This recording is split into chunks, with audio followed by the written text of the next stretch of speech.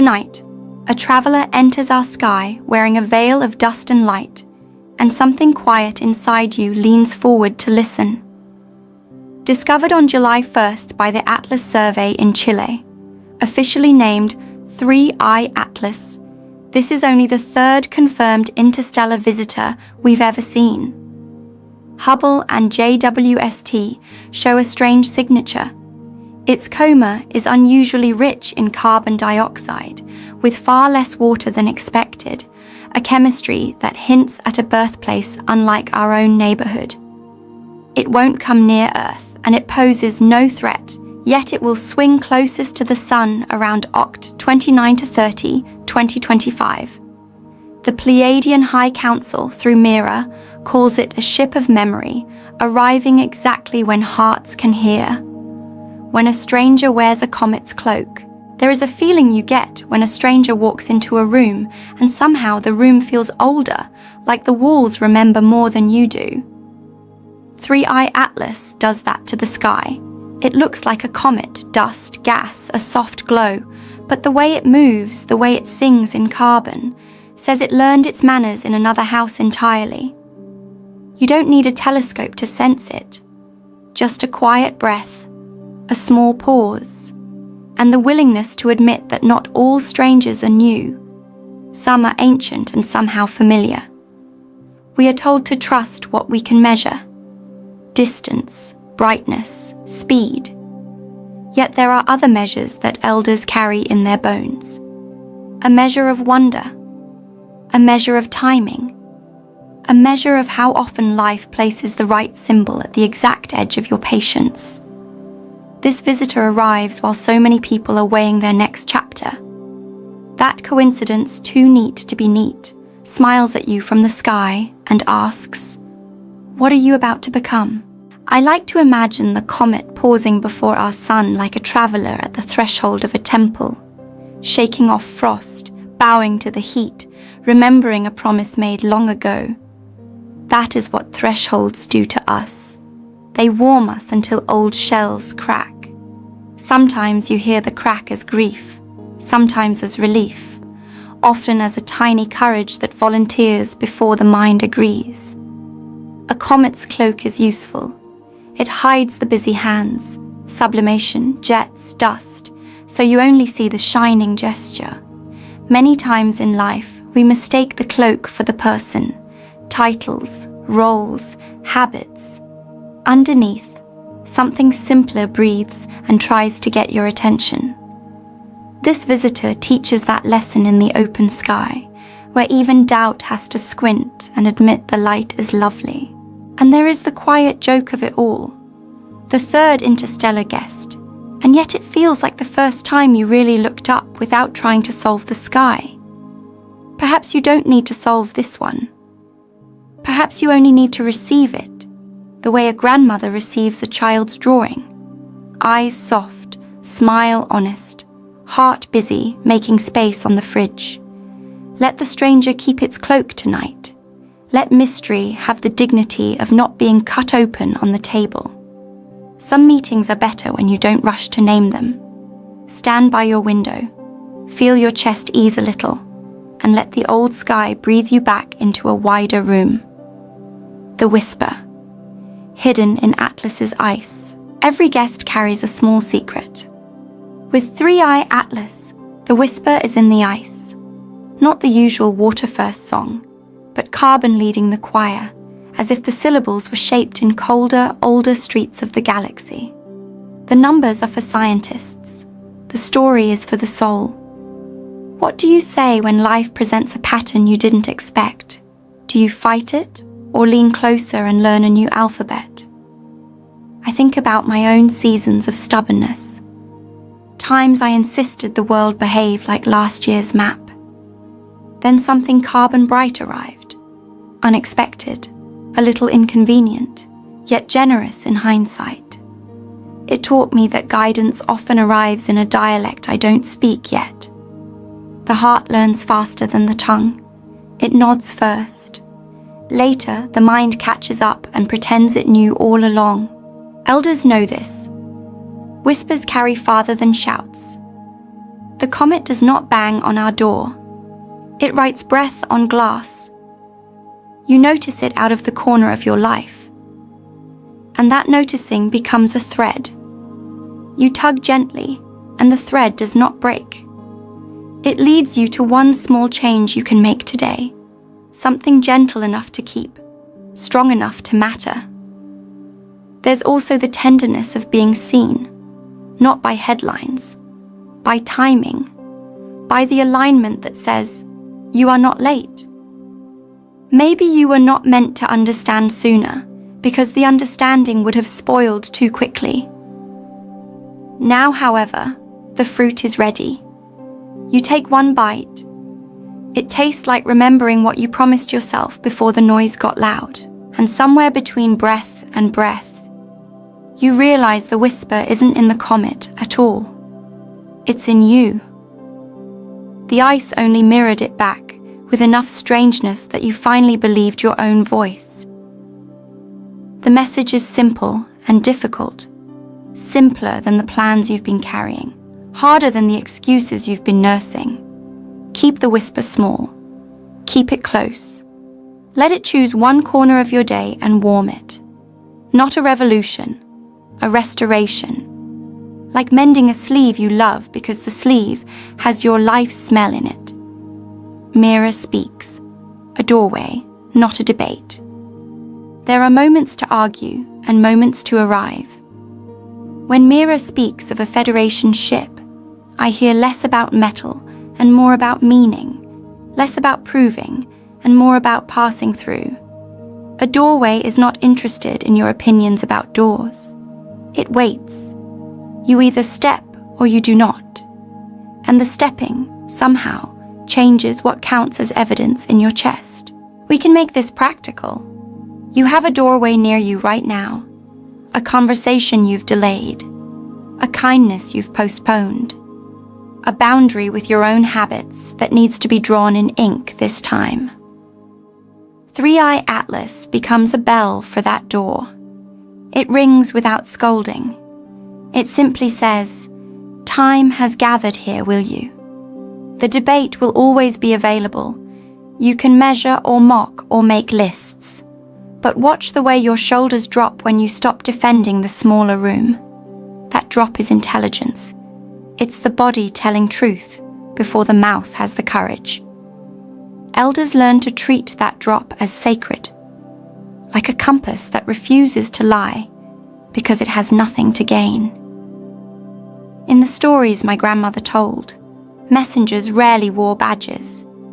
They were disguised as beggars, storms, or a single bird on a long fence.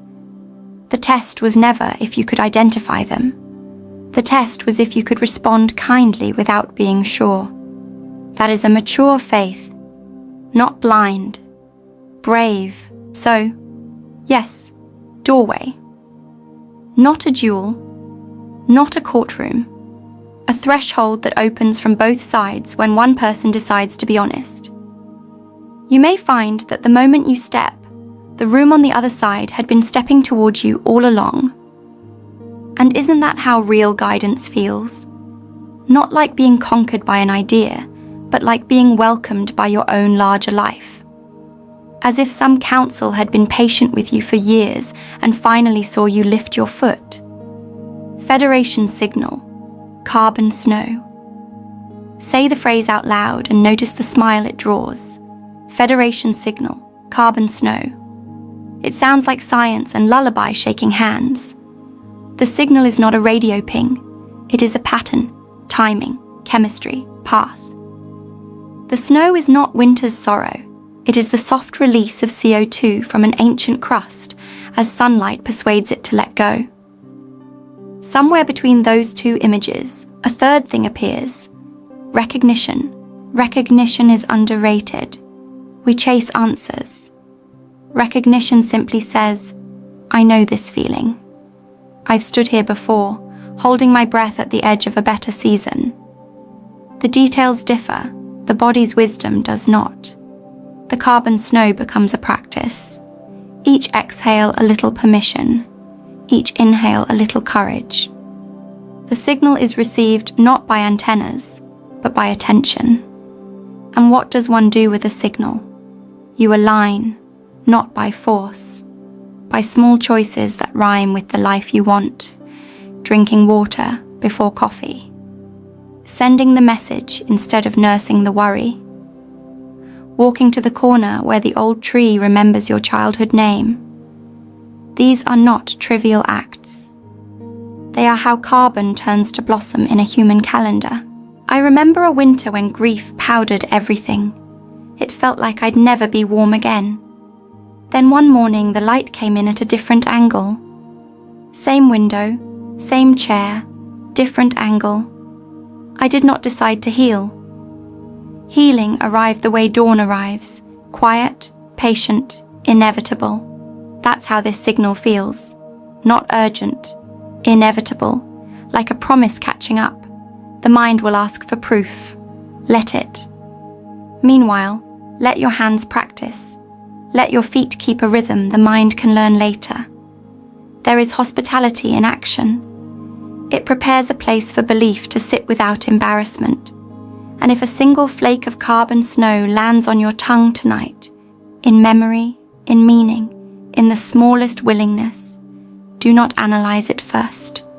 Taste, swallow, breathe. Let the signal become a song you carry under your coat. The third visitor and the first remembering. We count visitors like milestones. 1 eye, 2 eye, now 3 eye.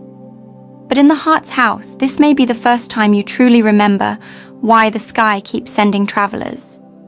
Not to frighten or flatter, to remind, to place a mirror in motion so we can see ourselves moving again. Even elders forget they are still growing. This comet bows to our sun and whispers, yes, you, even now. Remembering is not nostalgia. It is not a museum tour where you dust off old victories.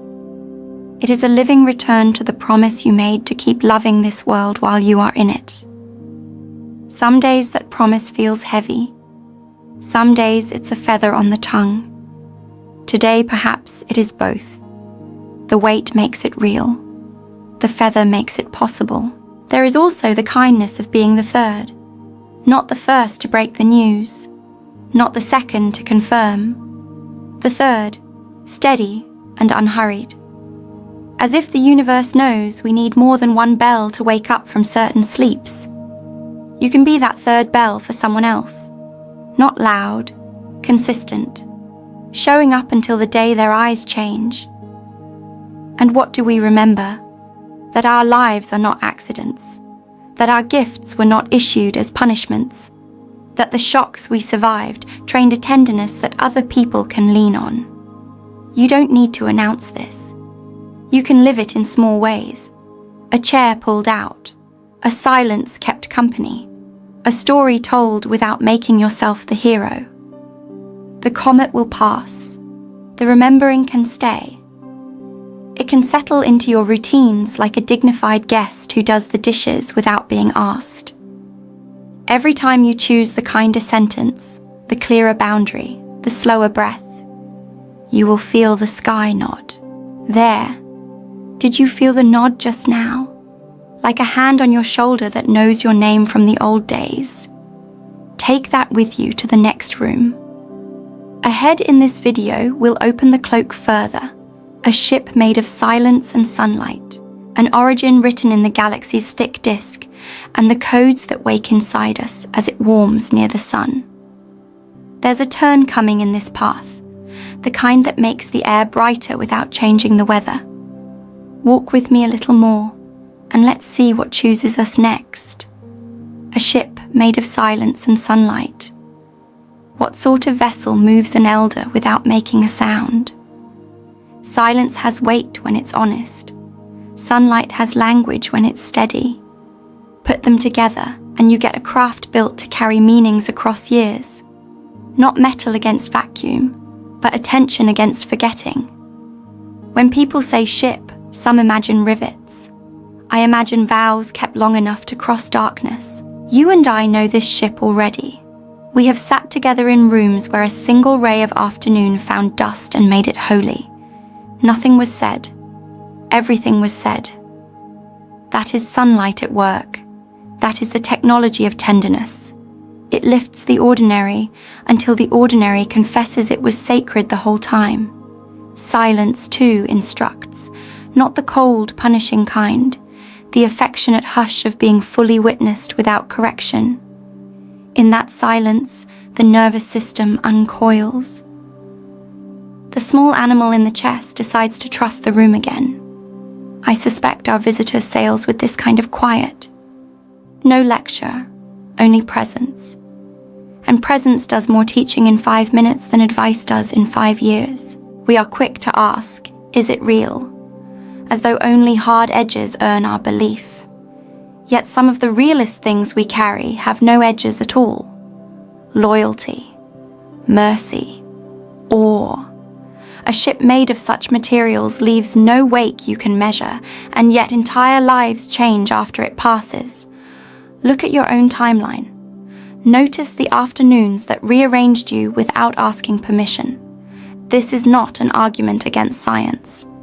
It is a plea for a larger laboratory, one that includes the heart's instruments, because the heart has been accurately reading human weather since before we had clocks. When the heart says, a gentle embassy just arrived, maybe listen. Maybe let it draft the first treaty clauses in the margins of today's calendar. And then a small assignment. Find 10 minutes to sit in real sunlight this week. No headphones, no explanation. Let that light lay its warm hand on whatever part of you thinks it has to earn rest. You will understand the ship a little better then. Born in the thick disk, arriving for you. Astronomers whisper about origins. The thick disk of our galaxy, older stars, different metals, a neighborhood with long memory. That is where Three-Eye Atlas likely learned its first lullabies. It has crossed more winters than all our calendars combined. And yet here it is, right on time for this one small hour in your life. The scale mismatch makes me smile. Grandmother Cosmos kneeling to tie a child's shoe. I think about how many of our habits were born in old neighborhoods too. Scarcity streets, loud houses, bright rooms where no one looked. We carry those districts inside us until a gentler city invites us to unpack. The comet's long travel is a mirror. How far have you come? And how much of the old address do you still write on forms out of force of habit? There is a grace in arriving late. It means you survived. It means the map did not kill your curiosity. You still wanted to see what the next corner looked like. And now you are here with a chance to give names to places that never had names in your mouth before. That naming is healing. It tells your nervous system the war is not the whole story. I hope you let yourself be provincial and cosmic in the same breath. Make soup the way your aunt taught you. Then stand outside and let a star teach you how to be quiet. The soup is not less sacred for sharing the day with a comet. The comet is not less holy for visiting a kitchen that smells like onions and safety. Sometimes we ask for signs and then look only at the sky. The sign is also the way your neighbor waved this morning, the way your dog leaned his whole life against your shin, the way the kettle sang a note that landed exactly where your worry had been sitting. The thick disk is a theory. Your life is an evidence. And when you lay down tonight, try this. Tell the ceiling one true thing about your day and let the ceiling keep it. The stars will overhear. They always do. Codes at Perihelion, heat that wakes the soul, closer to the sun. That's when comets write brightest. Perihelion is a fancy word for the moment. Truth warms you enough to speak. I've seen people reach their own perihelion. A diagnosis, a birth, a last goodbye. Heat wakes codes. Not codes you learn, codes you are. They rise like scent from an old scarf when you open the box. I don't think the codes are complicated. They are simple enough to embarrass the ego. Be kinder than is convenient. Keep a promise that no one is tracking. Tell the truth before it calcifies. Apologize before the apology becomes a sculpture heavy enough to break the table. These are solar practices. They turn frozen survival into moving love. And yes, heat can be uncomfortable. Snowmelt makes mud before it makes meadow. That is not failure. It is faithful sequence. You may feel messier for a season. Stay. The mess is honest. It means the frost is losing. It means rivers are rehearsing their curves. The banks will hold once the thaw has finished its beautiful vandalism. I've noticed how, near any personal perihelion, small coincidences multiply. The right book opens to the right page. A stranger says a sentence your grandfather might have said. You find the lost photograph exactly when you needed to remember who taught you to stand. Call them codes or grace or just good timing. What matters is how gently they rewire your ordinary. We are tempted to chase the moment, but the sun never chases. It stands, and everything dances around it, grateful. Perhaps Perihelion asks us to stand like that for a little while, to become a center that warms without controlling, to let others choose their own orbits and still bless them as they pass. If in the coming weeks some part of you brightens without permission, laugh softly. It means the code woke. It means the cold chapter is packing its boxes. No threat, only a mirror to your becoming. NASA's calm line comforts many. No threat to Earth. Good. Let fear sit this one out. Without the siren blaring, you can hear the quieter music. What if this visitor is here not to warn, but to witness? Not to make us small, but to midwife what is trying to be born in us without drama. I know people who only change when the alarm screams. I used to be one. But the longer I live, the more I trust soft intervention. A hand on the door before the slam. A laugh that melts the grim decision. A look that says, I remember you before the armor. Mirrors do this. They do not punish. They invite posture. Look up tonight with that posture in mind. Spine kind. Breath unhurried. Let your own face be the first comet you meet. Notice the lines that suffering carved, and the light that refuses to move out. You are not a before and after picture.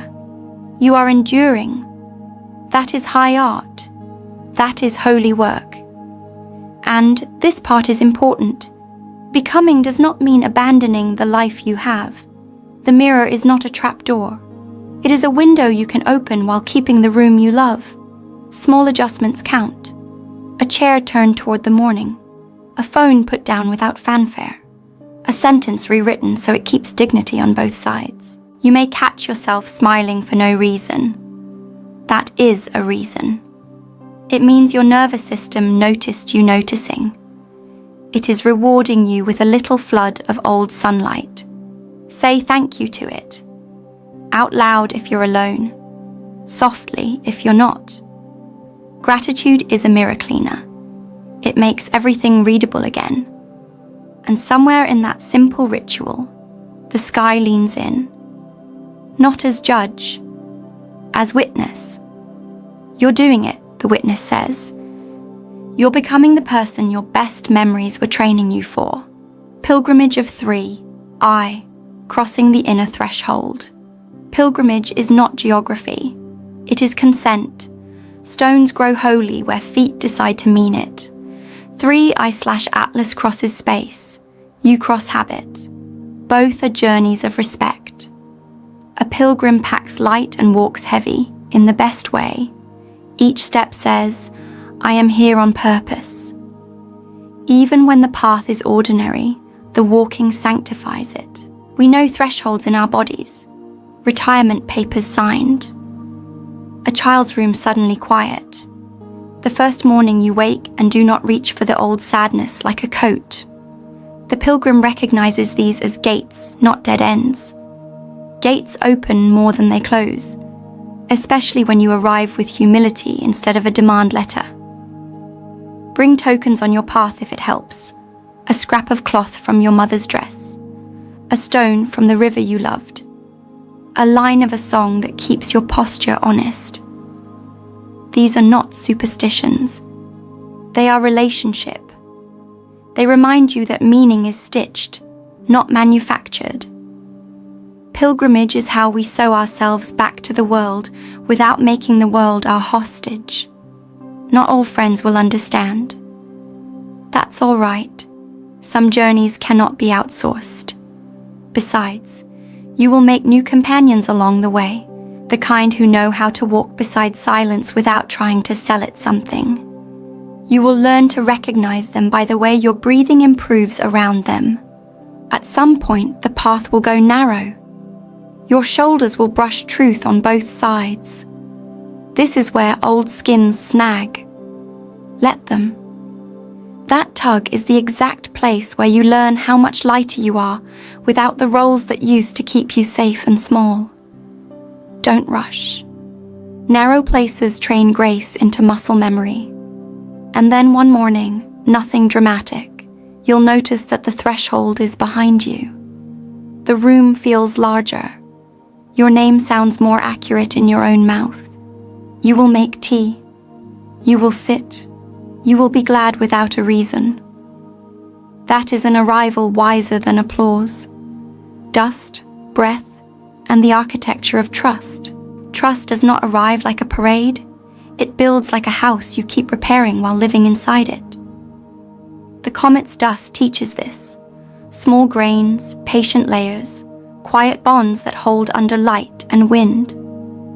In our days, trust is also granular, made of kept appointments, returned calls, warm tea poured before the story begins. Breath steadies the hands that lay each brick, even when memory trembles a little. You don't have to repair the whole roof today. Fix the leak above the chair you actually sit in. That is architecture the soul respects. I learned to trust again by noticing what stayed when nothing impressive was happening. The morning light that found my table anyway. The neighbor who waved even when I forgot his name. The sparrow on the sill, brave but not loud. Dust is humble like that. It gathers around what is real, not what is trendy. The comet's dust envelope reminds me that gentleness can be a fortress when it's consistent. Your breath is the foreman on that site, counting slow, refusing panic. Breath also has a way of telling the truth before the tongue does. When someone speaks and your ribs tighten, you know. When a promise is made and your shoulders loosen, you know. Start there. Let breath vote first. Give it veto power over rooms that want your energy but not your wellness. Trust does not need a courtroom. It needs a porch and a chair that fits your back. The comet crosses its long porch of night with a similar economy. No rush, no sales pitch. Architecture means choices you live with. Windows where you need light, doors where you need exit, fences where the garden grows. In your week, ask simple questions the dust would approve of. What do I want sunlight to touch first? Which door must open without a speech? Where does my yes need a modest lock? Not to keep out love, but to keep love clean. This is not drama. It is housekeeping of the spirit. The choir behind the coma's quiet glow. From far away, the comet looks like a single note. Up close, if we could get close, there is a choir hidden in that glow. Dust, gas, light scattering, solar wind answering back. In life, our glow also hides voices. The child who learned to be brave, the elder who decided not to be bitter, the friend who loved us by listening. When they sing together, the face softens and strangers trust the sidewalk beside us. You don't need a telescope to hear it. You need a slower street. There is a music you hear only when you are not the loudest person in the room. The glow does not brag about its ingredients. It simply harmonizes. Think about your week. Where can you choose harmony over performance? Maybe you let the younger voice lead the hymn this time. Maybe you add a low, steady line so the room can rest inside it. The comet reminds us, quiet does not mean empty. Quiet can mean everyone cooperating. Every choir needs rests. The small silence between notes is not a mistake. It is how meaning lands. Build rests into your day, the way choirs breathe between phrases.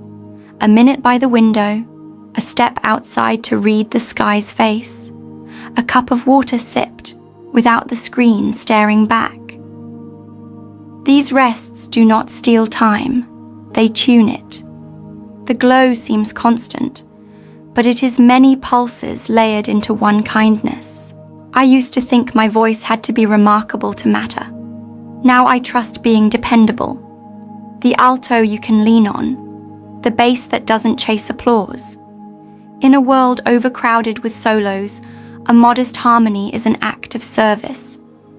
The comet's coma does this. No single grain is heroic. Together they host a light that calms cities. Your ordinary kindnesses are doing similar physics in someone's nervous system.